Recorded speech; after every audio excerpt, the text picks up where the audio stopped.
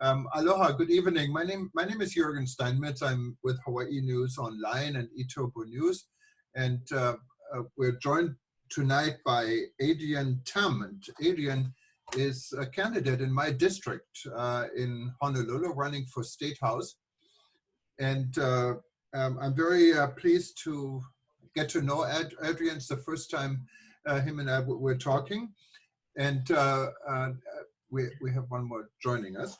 And we're keeping it very interactive and informal. It's only a small crowd. We weren't able to announce this as a big event, but of course, we give it some coverage, and hopefully we can have Adrian again, maybe in a regular Hawaii talk.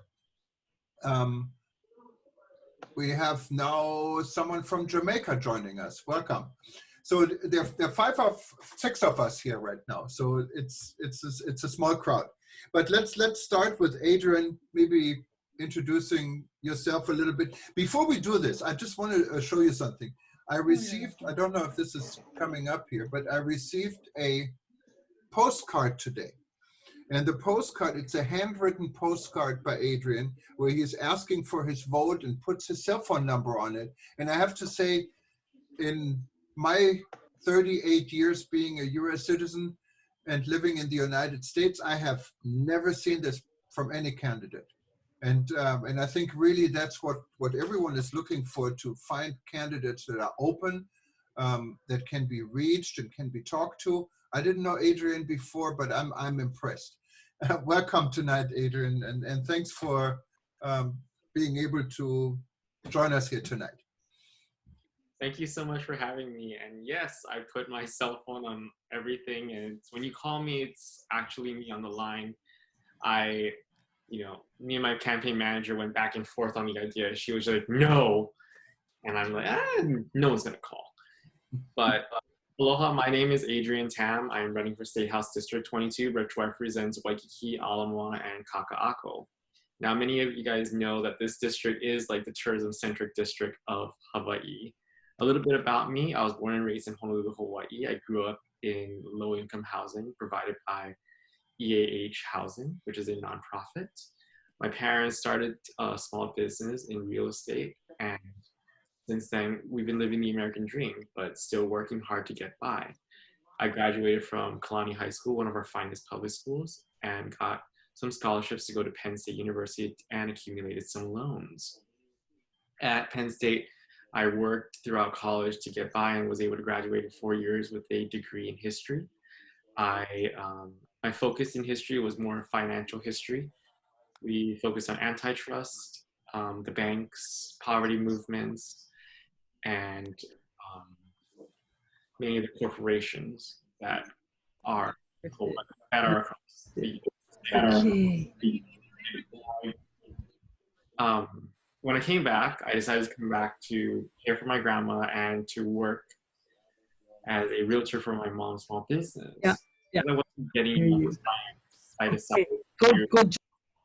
I decided to work at the Hawaii State Legislature for some healthcare benefits, and that's what I service. I stayed there for 4 years, 1 year as a legislative aide and 3 years as a manager for a legislative office. I'm now running for office because these new problems that come up will need new perspectives and possibly new leadership. I want new leaders that understand the struggles of what families are going through each and every single day, even prior to this pandemic. And so that's why here I am. I'm putting myself out there, and I'm eager to serve, and I'm ready to serve. Thank you so much for having me and joining me tonight. Thank you very much, Adrian. And if anyone wanted to say something, it's very informal. Just raise your hand. There is a blue button, I believe, on the right side when you click on participants. And then I see this here, and we can give you the microphone. But Adrian, I think what's on everyone's mind, of course, right now is the situation we're all in, dealing with the corona crisis. And I think we're quite fortunate here in Hawaii because it really hasn't hit us, because what I think of a lot of discipline, and also because we kept our tourists out and made it very difficult for visitors to come here. On the other hand, the tourism industry and the visitors industry is our bread and butter. I said for many years that tourism is everyone's business in Hawaii, even if you're not employed in tourism. And now we can see this. It breaks my heart when I drive through Waikiki, and I did this today, and I never really saw it like this, but it's really like a ghost town. You know, I was trying to see if I get some lunch today in Waikiki. There's hardly anything open, so I ended up going to McDonald's, and this wasn't a very pleasant feeling to go to that McDonald's. It was very depressing. What is your feel on all of this? How do you think we're going to be able to move forward?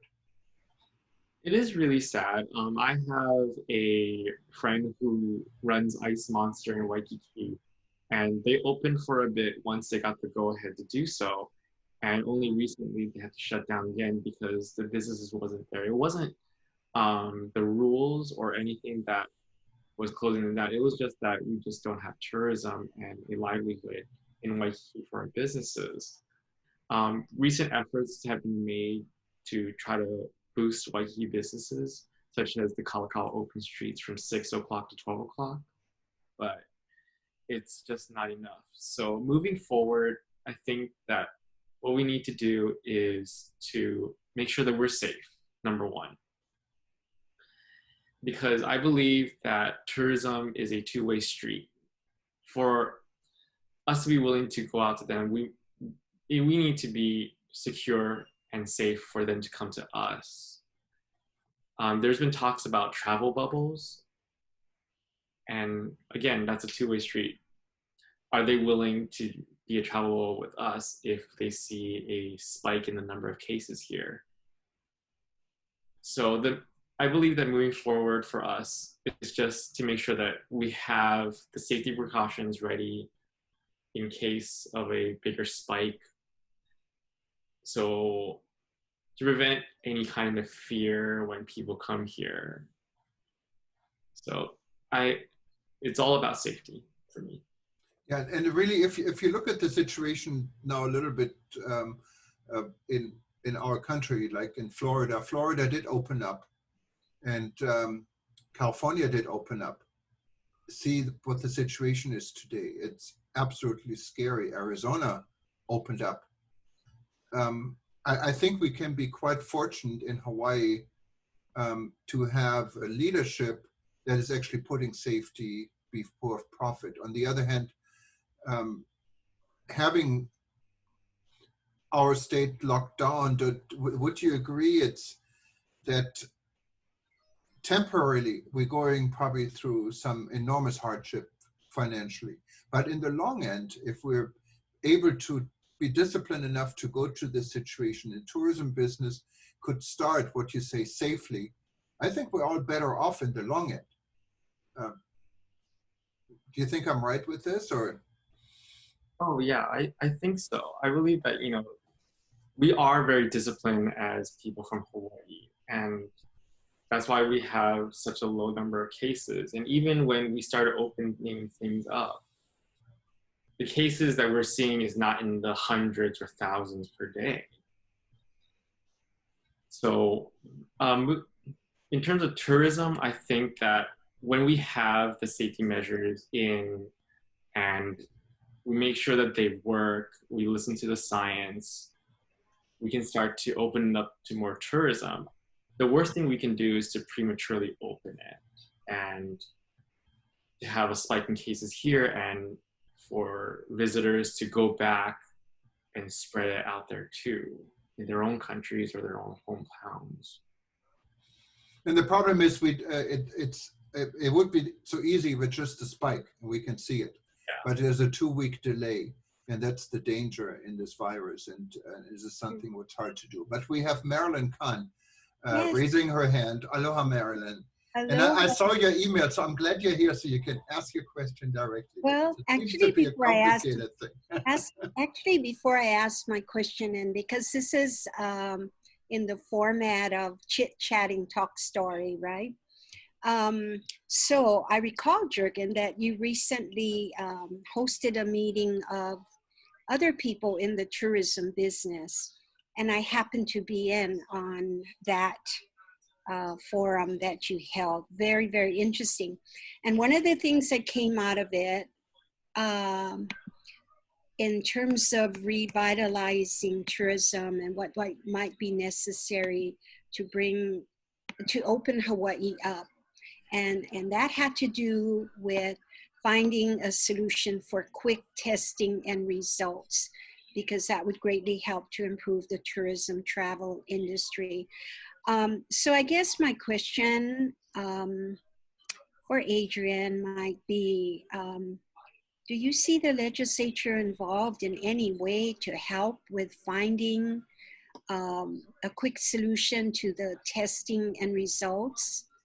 You know, meaning that, so we've heard discussions about having tests done before people leave their state or their country, and then testing being done here quickly, and so that people don't have to be quarantined for 14 days, and then when they leave, testing again, etc. Do we see some legislative solution in all of that? So what was proposed was that people can prove that they don't have the virus 3 days before they go on the plane to avoid quarantine, correct? The problem that I had with that was that, let's say one family didn't get tested for COVID-19 and one person in that family carried it, and everyone else on the plane got tested and they tested negative. If that one family were to get on that plane, everyone in the plane were to get COVID-19. So that was my situation. So the solution has to be that we need to have rapid testing here in Hawaii. And I looked at the CARES Act distribution that the Hawaii State Legislature passed, and I don't know if I saw anything about putting funding for rapid testing, but that's something that we should be investing in if we want to we want to bring back tourism in Hawaii. Yeah. It goes side by side with my idea of tourism that is like quality tourism that cares for our aina and our people. Is they're willing to take the extra step to get tested here and stay safe. You know, those are the kind of tourism that we want. Yeah. You know, if you look at other parts of the world, for instance, you're looking in Dubai at Emirates Airlines, for example, you get a test literally minutes before you board a plane. You get a result minutes before you board this plane. As a matter of fact, you won't be able to board the plane if your result is coming back positive or has the appearance of coming back positive. I think that is a problem we definitely cannot resolve in Hawaii, but we, as the United States, should have been able to resolve it on a national level. Do you see, if there was a change in government, or maybe better phrase it, do you see that we can catch up with the rest of the world when it comes to testing? I hope so. I'm not sure how to answer that question, actually. I really hope that we can catch up with the rest of the world in terms of that. One of the things that the Emirates does that we can't do is that we have interstate commerce laws that prevents, so that, you know, people can freely travel in the United States if they're a United States citizen. That's something that's ingrained in our Constitution. So I don't know if we're able to do something like that and deny someone access on a plane if they refuse to get tested. But in this day and age, anything is possible now. And it's something that is worth exploring if we can deny them access onto a plane if they refuse to get tested, or if they do. Well, the FAA can easily, these are rules, it's not, you don't stop someone from traveling, but if someone becomes a danger to others, then of course you're looking at a different picture. And I'm sure the FAA has this type of jurisdiction to do this. The problem is a technical problem that I think this country wasn't prepared for such a pandemic. I think our federal government wasn't prepared for such a pandemic. If you look at the situation in my old home country in Germany, it's completely under control. The medical background was there. It was the government, the administration made smart decisions. So even with the virus around it, I really don't think it had to come what we're going through here right now. But again, in Hawaii, we're very lucky, we're very fortunate, and we have so far, in this case, very good leadership that avoided a lot more, what could have happened. I know we have a listener here from Jamaica, and I'm just wondering, welcome. And I know we've been following it at eTurbo News, the situation in Jamaica quite well. Minister Bartlett is a good friend of mine, and I know how hard he works for your country to keep your country safe. And what Jamaica did is established some tourism corridors. That means these are corridors that have different rules than other part of the country, or the island in this case. And I don't know if you know much about it, but can you explain a little bit what you guys did in Jamaica? You have to unmute yourself here. No, you're muted. Just click on unmute if you can. Okay. Yes. There we go. Okay, thank you. Hello, everybody from Jamaica. We have been very fortunate in Jamaica because we have a government that has really organized this thing very well, where the people of Jamaica have been sensitized from day one what our responsibilities are. And we opened up the tourism industry in June. And as you rightly said, Jürgen, we took the approach of opening up the north side of Jamaica first. So that people would understand we couldn't open up the whole country because we had to get everybody prepared otherwise to make sure that they follow the protocols, etc. And we have just opened up the other side of Jamaica partially, just 2 days ago, which is the south coast side. And people are realizing more and more that they have to take responsibility within the communities as well, not just the hotels, because people want to enjoy the communities. They want to go out and see what the people are about, but you cannot do that until we take responsibility. So I think we're on the right track. We've only had 10 deaths from March, and we've had quite a few cases now, about 700 almost. However, most of them are recovered. So we have about, I think it's about 600 that have recovered. And we had recently 14 new cases, and most of them were from visitors coming in the island.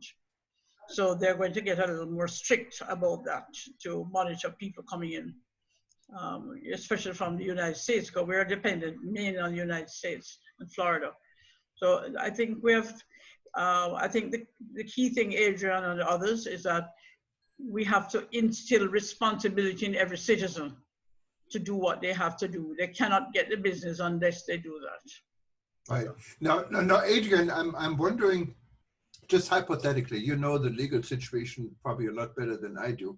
These type of tourism corridors where we could allow tourists to go to certain parts, like Waikiki would definitely probably be one of them, but not go to other parts of the island. Is that feasible in Hawaii, or it's not?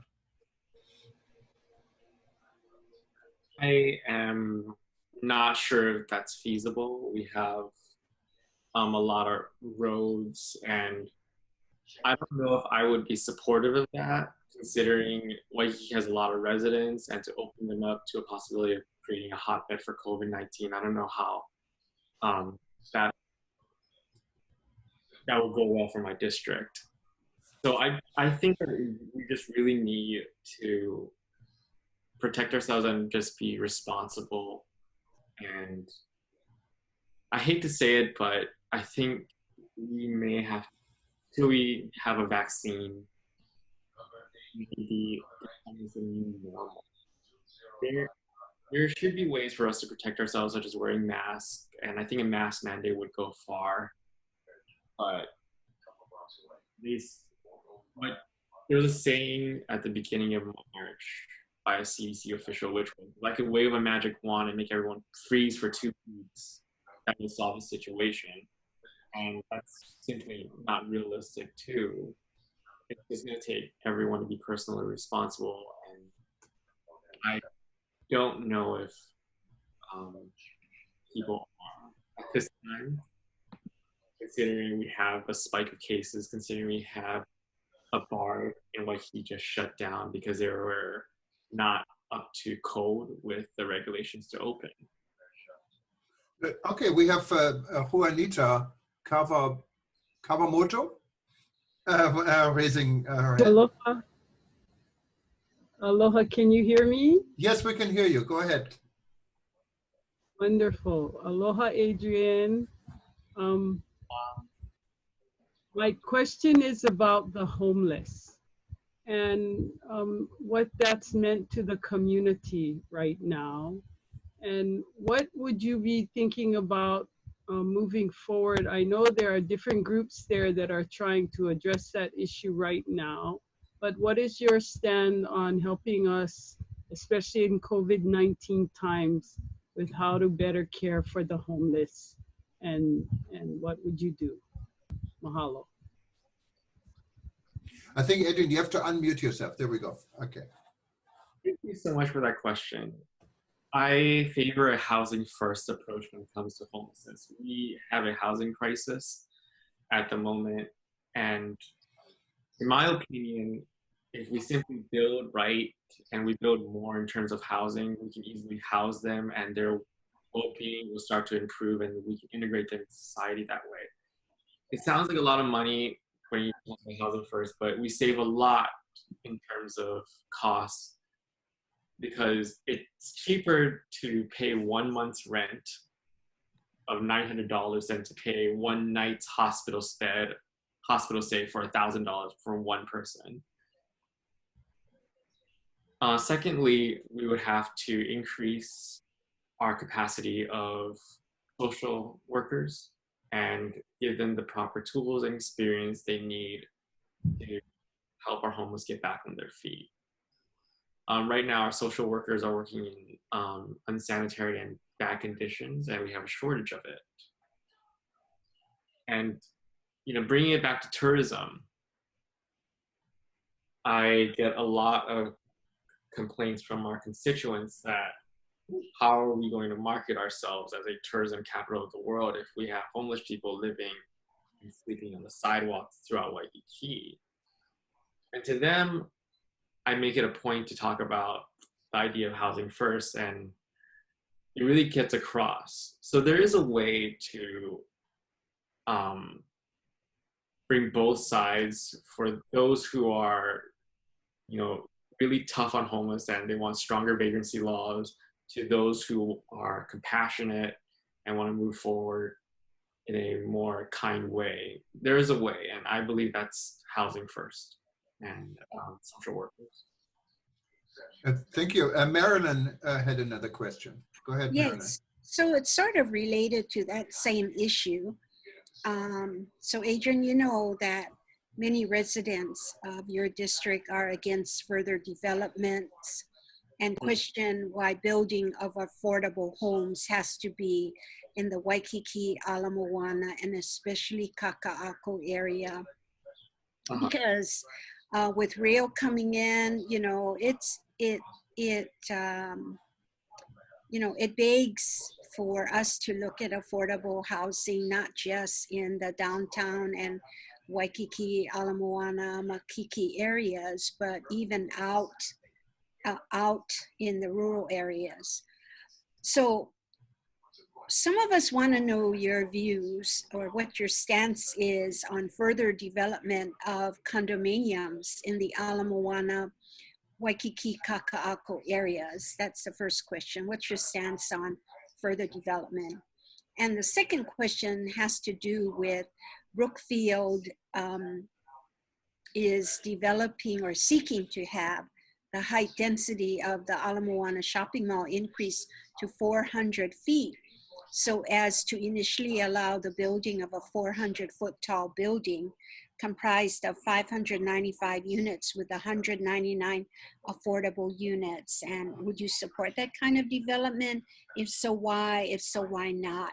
How might you influence the city council who acts on height variance requests? So 2 questions. Sorry, they're so long. Oh, no problem. To address the first question, Yeah.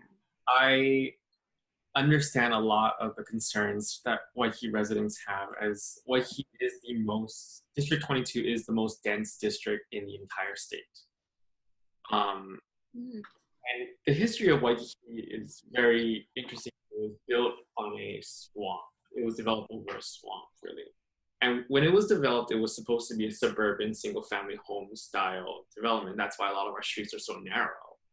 So I understand why many of our residents do not want more further development. What they're concerned about mostly is smart development. Is it wise? Does it comply with our sewage system? Does it meet our standards? Does it provide enough parking? Or does it change the landscape of Waikiki? And, I think that we can move forward with development with support from the community if it's done the right way. That's why I'm not opposed to more development, but I'm going to be asking the tough questions as to why these developments are coming up if they're not done to the satisfaction of the community. To answer the second question about Brooksfield, I don't think the development is in my district, but from what I've been hearing from a lot of members of the community is that they don't want a 400 feet tower anymore because of how, number one, the FAA would not approve it, or it would change the landscape of the district. And I'm not sure whether or not they really went to the neighborhood board to fight for this or not. But any kind of development, in my opinion, should go through the process and the vetting and should have full transparency. Thank you very much. And this tower would pretty much be in front where I live, so I don't want this tower either. So let's see what happens here. Now let me ask you just on the homeless issue. Homeless issue, of course, I agree, is a big problem here in Hawaii, and has been a big problem. It's probably going to become even a bigger problem once we get through this crisis we're currently in. How do you see an opportunity of the homeless population that is capable to work?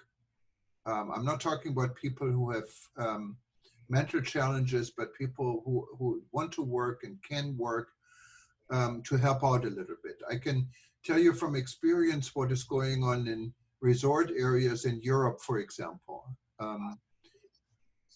In Europe, there's a system. In Germany, there's a system. It's called the €1 job system, where the government guarantees certain privilege, what includes also housing and payment. So, for example, what I thought, I don't know if this is feasible. People who don't have a job, don't have an income, why don't we create job, but also would make our island a more welcoming island for tourism? For instance, if you look at the bathrooms and the facilities on our beaches, it's disgusting. So why not give people the opportunity of keeping these facilities clean and charge what's completely normal in Europe, $1 or 50 cents or $2 to use the facilities. And this is the money for them to keep. So you generate a business for them, and you generate hope for them, you generate jobs, and you improve our beaches and you improve the tourism industry. That's just one out of many possible examples. So I'm just wondering if you think this could be, we could be maybe become a little bit more creative than helping these people, not just trying to spend money, but get people back into the workflow and help them in a different way. Before I answer this question, I want to mention that Lynn also has another question. That oh, yes. Okay, and Juanita also, yes. I'm sorry, go ahead.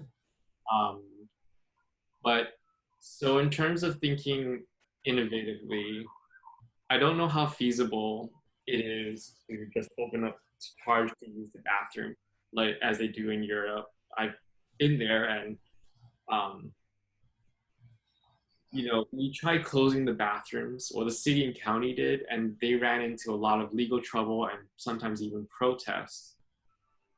And I see their point, but it's also, in terms of cleanliness, there is a possibility that, you know, closing the bathrooms could lead to, or charging for the bathrooms could lead to them doing their business elsewhere on the street, and that's another concern about cleanliness. In terms of getting those who simply do not want to work and into jobs, I support a almost universal jobs guarantee bill that would provide jobs for those who are homeless. How to get them through it, it's simply a change in behavior for them. I would welcome the opportunity to work on and think of solutions for that, but as of right now, it's going to be tough. Yeah, people need to have hope in order to move forward. And I think when I see the faces and these people that are homeless and are on the streets, I cannot see the hope they have. My top priority for the homeless would be the ones that are trying to get off their feet, who have kids, who are working a job, but simply not getting paid enough, and they're living out of a car. They are my top priority. The second priority are those who are suffering through mental health problems and drug addiction. Okay, Juanita had another question. Go ahead, Juanita.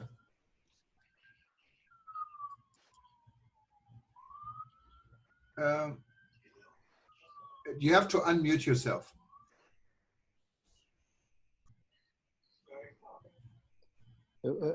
Sorry, I'm gonna pass it over to Lynn because I think Lynn was waiting. Okay. So when he's done, I'm happy to answer. Okay, go ahead, Lynn. Thank you. Juanita, ask your question. I'll go after you. How aloha of you. Mahalo nui, Lynn.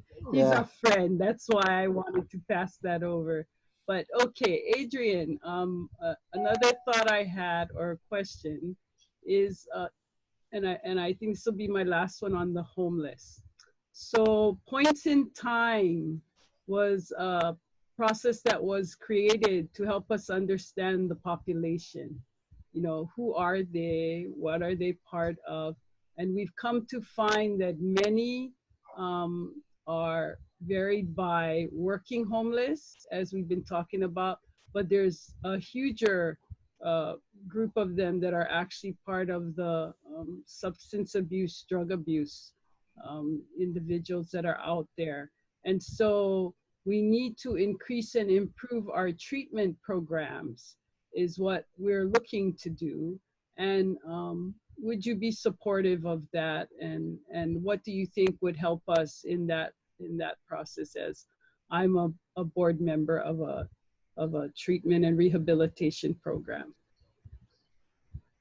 Yes, I am definitely supportive of that. I think we should look at a model of wet shelters as they do in Portland, where someone can come in with whether they have drug addiction or mental illness and get the treatment, and as they progress, they move up levels and levels in this wet shelter and slowly reintegrate themselves back to society.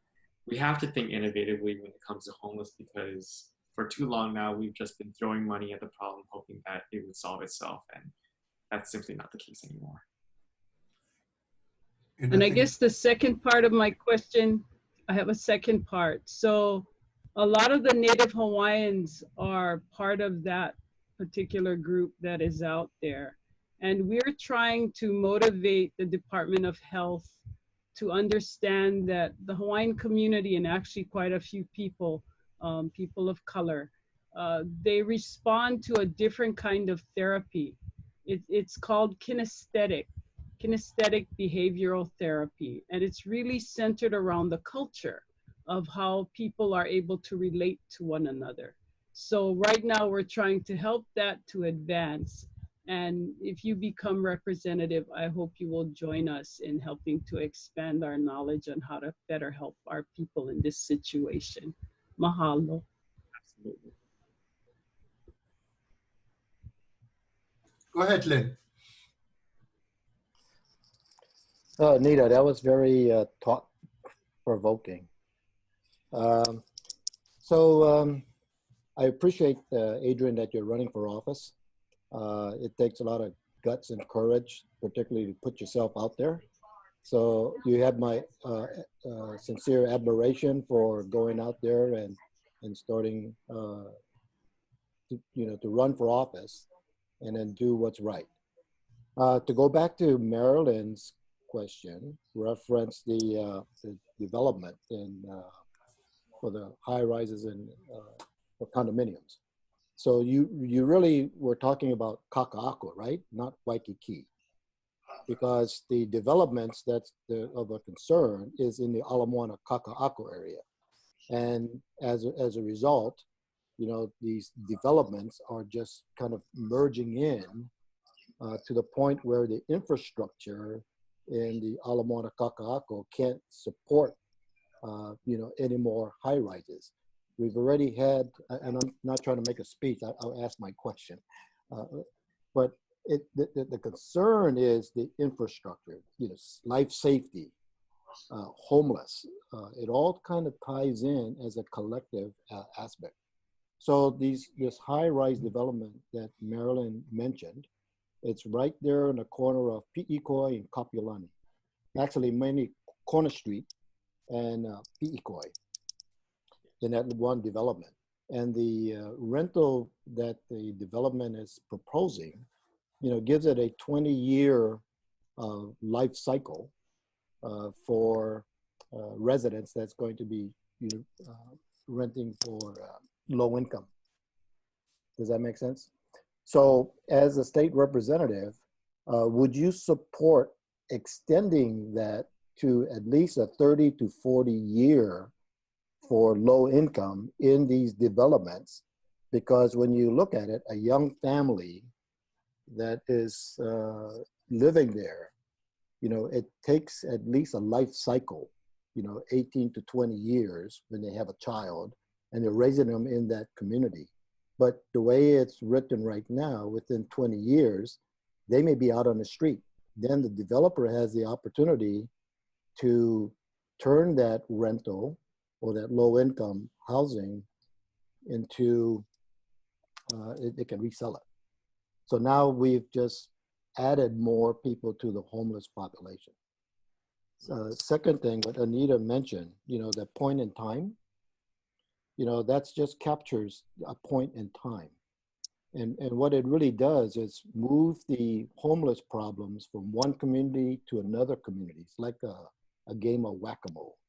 So would you support and put money that's earmarked, and again, it ties into what Anita was saying, training for these individuals that's homeless or houseless, particularly the locals, so that they can get a better job, get the right skills so that they can earn a good pay to move forward. Because right now it's not happening. And then the other part of that is the helping to enact legislation to make it mandatory for those that need medical treatment that's out there that's homeless, that they get the proper care so we can get them off the streets. So I'll start with your last question because I think that would I do support involuntary medicine, and the reason why I support this is that my conscience and my upbringing would not let me turn a blind eye to someone who really needs the care. The second question, which was funding for the, sorry, can you repeat the second question? Training. Providing funding for training, particularly for the local. Yes, I do support that. As a matter of fact, in 2016, when I worked under Speaker Emeritus Calvin Say, we introduced a bill that would not only provide a lot more funding for training, but to even provide stipends for families who can afford to get groceries or whatever to get these kind of trainings, so long as they go to these job trainings. So yes, absolutely. And for the first question, I support Senator Chang's Aloha Homes model. So the Aloha Homes model is based on the Singaporean housing model, which would create high density condominiums along the rail line to lease out for 99 years at cost to people who can A, prove that they are residents here, B, own no other real property, and C, be an owner occupied. I think it will go a long way in solving our housing shortage that would ultimately help ease our homeless situation here. No, thank you very much. We have we're coming to the end. I think we're already over time a little bit, but Marilyn, I think you had a question you put in the chat room. You want to verbalize it? Sure. So Adrian, what's the top 3 things you'd hope to accomplish as representative to the legislature in the next 2 years for our district? What's the top 3 things you'd hope to have accomplished in 2 years? For the district, Yeah. there is, for CIPs, I would love to do some land reclamation and restore some of the beaches in Waikiki. Another big thing that I've been talking to the community about was the issue of parking in Waikiki and the area, which was that there's not enough parking. And this goes along for residents and visitors to the district, that our streets are so narrow and our cars are always on the side. So there's a lot of land up at Liliuokalani Avenue that was purchased for around $5 or $9 million, somewhere around that range. And it was purchased in 1995, and there was no work done on it. It started, but there really wasn't any work done onto it. I think that they ran into some sewage problems. So my plan would have the state purchase a lot of land and to construct a 2 or 3 story parking structure. And this parking structure, we will lease out the parking spaces to people who are residents in the area or they work full-time in the area, so they don't have to look for parking, and it will clear up some of our streets. And I get a lot of talk about the need for green spaces and that there is no community garden in Waikiki, and there is a need for community gardens in Waikiki considering everyone lives in condos. The idea of putting a community garden on top of that parking structure. So that's one of my priorities that I've been talking to the constituents in the district. And I want to state one of my big priorities for the state, which was to diversify our economy and to generate revenue without taxing regressively on the people and its residents. To diversify the economy, I'm proposing a new plan that would invest money into the University of Hawaii to research green technology. That's land reclamation, that's green architecture, that's smart grids, hydropower, etc. And allowing that research to be used for free to any entity or business that wants to use it, as long as they meet certain conditions. The first condition is that they need to operate out of Hawaii and be headquarters out of Hawaii and to give back to our community. The second condition would be hire 50% of their workforce, 50% of the local workforce in the company. So 50% of the workers in the company have to be Hawaii residents. I think that would go a long way in creating jobs, meeting our clean energy goals, and generating revenue and creating this new economy so that when something like this happens again, we're not dependent on one of our economies. A lot of people talk about diversifying the economy. There's this misconception that diversifying the economy means ending tourism completely. And that's simply not true. We can do both. We have to restore our tourism industry because a lot of our hotel workers and our hospitality workers depend on it. And it's absolutely unfair to ask them to learn a new trade this time. I can go on about ways that we can generate revenue for the state without taxing our residents. And one of them would be the idea of a visitor's fee. Once tourism comes back, we can implement a tourism fee or an airport fee or an entry fee to Hawaii. That is a modest $5 or $10 for every adult that's coming in. And that could go directly to our environment, or that could go towards our general revenue so that we can spend it on our roads, on our education system, etc. We brought in 10.4 million tourists in 2019. And that tourism fee can generate up to $50 to $100 million that we don't have to take out of the pockets of Hawaii residents. And, you know, it's the things like that that I want to think of, and that and taxation of real estate investment trusts. The last thing that I want to do is tax our residents when they're going through tough times like this.